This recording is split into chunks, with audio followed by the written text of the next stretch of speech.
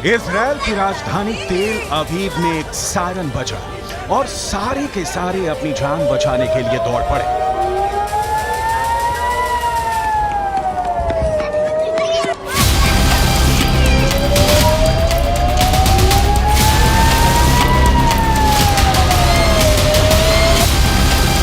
जो जहां था वहीं से सुरक्षित बंकरों की तरफ भागा।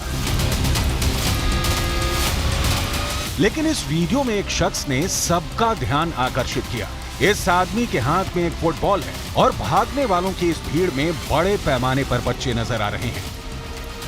मतलब साफ है, इजराइल के अंदर राजधानी तेल अवीव में इजराइल के बच्चे खेल रहे हैं और उनको अपनी जान बचाने के लिए सायरन सिस्टम से अलर्ट मिल रहा है। दूसरी तरफ हमास के दुस्साहस की वजह से गाजा के अंदर मासूम बच्चों की लाशें बिछ रही हैं। यूनिसेफ ने कहा है कि गाजा के अंदर करीब 5 लाख बच्चे हैं और युद्ध की त्रासदी की सबसे ज्यादा मार गाजा के बच्चों को झेलनी पड़ रही है। कई अरबी भाषा की न्यूज रिपोर्ट्स के मुताबिक इस वक्त गाजा के अंदर मरने वालों का आंकड़ा करीब 2000 तक जा पहुंचा है। इनमें से करीब 500 बच्चे हैं।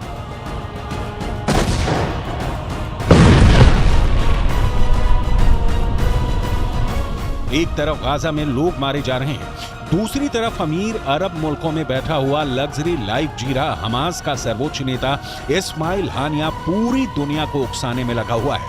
दूसरी तरफ ईरान 7 अक्टूबर के हमले को लेकर हमास के आतंकियों का महिमा मंडन करने में जुटा हुआ है। यानी गाजा पर सब अपनी अंतर्राष्ट्रीय राजनीति चमका रहे हैं, लेकिन गाजा को बचाने के लिए कोई आगे नहीं आ रहा है। ईरान के अंदर बैठे हुए कई एक्सपर्ट इजराइल की आर्मी को खटमल और मच्छर जैसा बता रहे हैं। ईरान का अखबार रिसालतन्यूज.com के एक लेख में इस्लामिक काउंसिल के अध्यक्ष का बयान छपा है। अखबार में लिखा है कि 7 अक्टूबर को इजराइल पर जो हमला हुआ और जिसका सामना करने में इजराइल पूरी तरह से विफल रहा, उससे लगता है कि इजराइल की सेना एक हास्यास्पद सेना है। फिलिस्तीन के युवाओं ने यह साबित कर दिया कि इजराइल की ताकत दिखावे की है और सिर्फ एक झूठ है। फिलहाल अरब देशों में मची हलचल, जॉर्डन से लेकर तुर्की और इराक से लेकर सीरिया, लेबनान से लेकर पाकिस्तान और बांग्लादेश में भी सड़कों पर खूब जमकर विरोध प्रदर्शन हो रहे हैं। लेकिन इस दबाव का कोई असर इजराइल पर नहीं है और इजराइल ने अपनी टैंक आर्मी को गाजा में प्रवेश करवाने से पहले स्थानीय स्तर पर छापे मारने शुरू कर दिए हैं। इजराइल ने उत्तर गाजा के 10 लाख से अधिक फिलिस्तीनियों को सुरक्षित मार दिया है ताकि उन्हें उत्तरी गाजा छोड़ने में कोई मुश्किल नहीं आए। तब तक के लिए इजराइल की एयरफोर्स ने महत्वपूर्ण रास्तों पर हमले रोके हैं। दूसरी तरफ हमास का यह कहना है कि इजराइल ने दक्षिणी गाजा पर जा रहे लोगों पर भी हमले किए हैं। लेकिन सवाल यह है कि क्या हमास के आतंकी ही लोगों पर हमले कर रहे हैं ताकि लोग डर के मारे उत्तरी गाजा को ना छोड़ें और उसे मानव ढाल का लाभ मिलता रहे। इजराइल डिफेंस फोर्सेस का बयान, जिससे पता चलता है कि कैसे आतंकी अब भी मानव ढाल का खुलकर उपयोग कर रहे हैं। Want civilians not to be affected by the war. We didn't put those civilians there. They are not our enemy.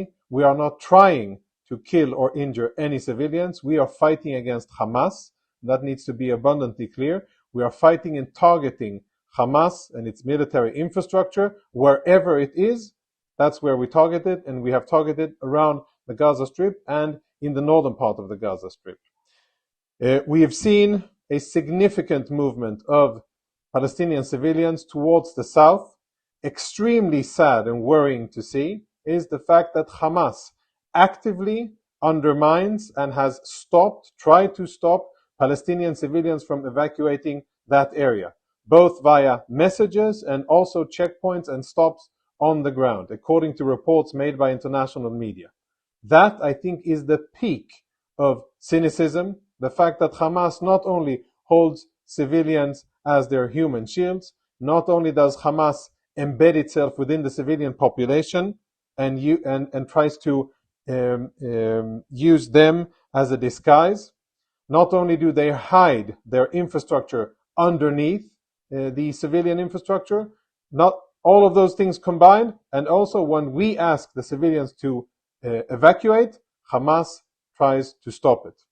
Hopefully Palestinians will do that as fast as possible vacate the area for their own security and return only when we tell them that it is safe to do so. Around the Gaza Strip, as have been for many days, are Israeli reserve. लेकिन फिलहाल इस समय का उपयोग Israel की military ground पर छापेमारी में कर रही है। इजरायल डिफेंस फोर्स ने कहा है कि उन्होंने गाजा के इलाके में छापेमारी, विद्रोहियों से लड़ने और पिछले हफ्ते दक्षिणी इजरायल पर हमला कर आतंकियों द्वारा किए गए हमले में किडनैप हुए 120 से अधिक नागरिकों की तलाशने के लिए किया है।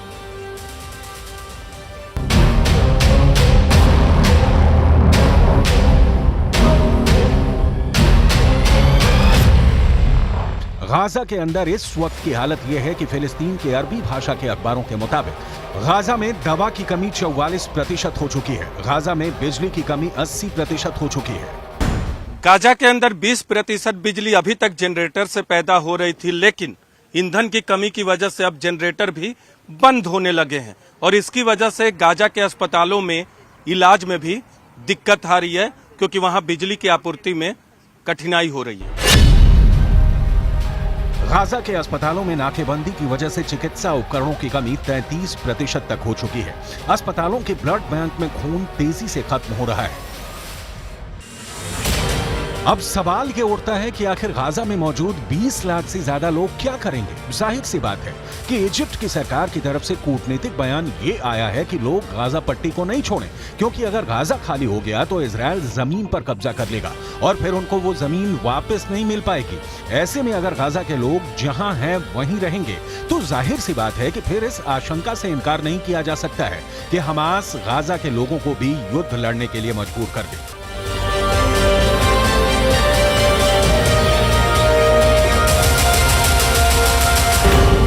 मैं इस वक्त इजरायल के जेरौत में हूं।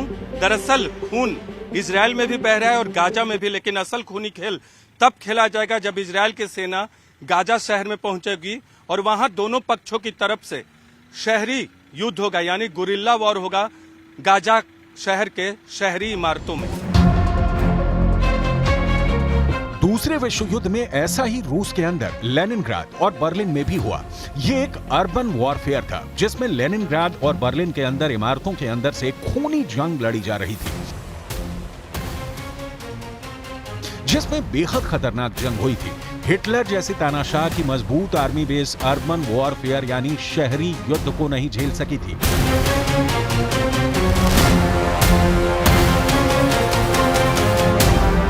और कुछ ऐसा ही युद्ध अब गाजा के अंदर होने जा रहा है।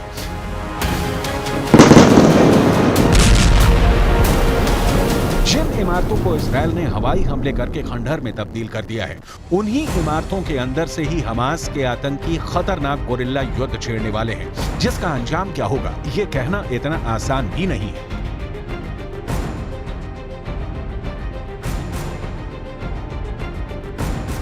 फिलहाल स्थिति यह है कि इजरायल की फोर्स इंतजार करेगी कि जब गाजा के अंदर बिजली, पानी और खाने की कमी से हाहाकार न मच जाए। हमास के आतंकियों को भूखा ही मार देना इजरायल की पहली स्ट्रेटजी है। इसीलिए गाजा के बॉर्डर पर सेनाएं खड़ी हैं और तब तक युद्ध नहीं शुरू करेंगी जब तक मोसाद के एजेंट उनको दुश्मन की सही जानकारी न मुहैया करवा दें।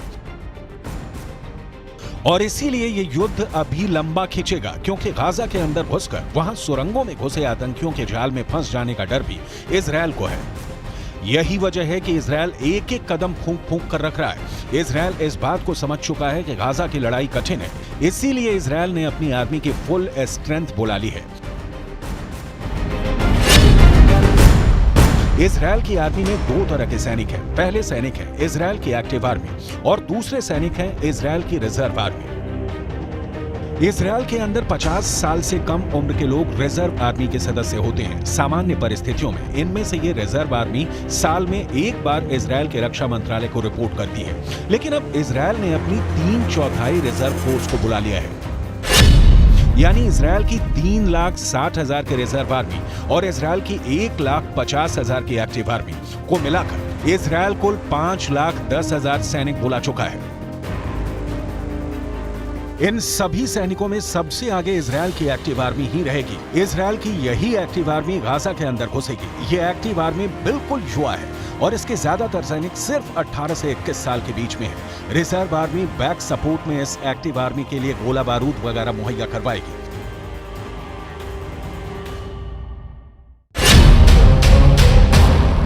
दूसरी तरफ अनुमान है कि हमास के पास करीब 20,000 लड़ाके हैं और संगठित होने पर हमास के लड़ाकों की संख्या 40,000 तक भी पहुंच सकती है। हमास के लड़ाकों की संख्या इजरायल की आर्मी की संख्या में कम है, लेकिन जब हमास के लड़ाके गोरिल्ला युद्ध शुरू करेंगे तो इजरायल के सैनिकों को ज्यादा मुसीबत झेलनी पड़ सकती है, क्योंकि हमास के लड़ाके गाजा के चप्पे चप्पे से वाकिफ हैं।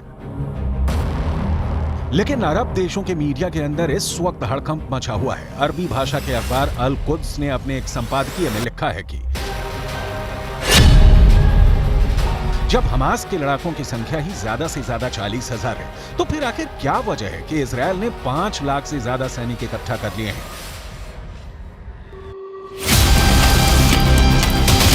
अरब का अरबी भाषा का मीडिया यह दावा कर रहा है कि गाजा के अंदर नरसंहार करने के लिए इजरायल इतनी बड़ी आर्मी इकट्ठा कर रहा है। लेकिन जापान में इजरायल के राजदूत ने कहा है कि इजरायल का दुश्मन हमास है, गाजा पट्टी के लोग नहीं। लेकिन सवाल यह है कि आखिर सिर्फ शब्दों से गाजा पट्टी के अंदर मौजूद लोगों की जान बच पाएगी, इसकी कोई गारंटी नहीं है। कुल मिलाकर गाजा पट्टी का युद्ध इतिहास के सबसे खूंरेज युद्ध में गिना जाने वाला है, जहां उन लोगों के भागने के लिए कोई जगह नहीं है जो गाजा से भागना चाहते हैं।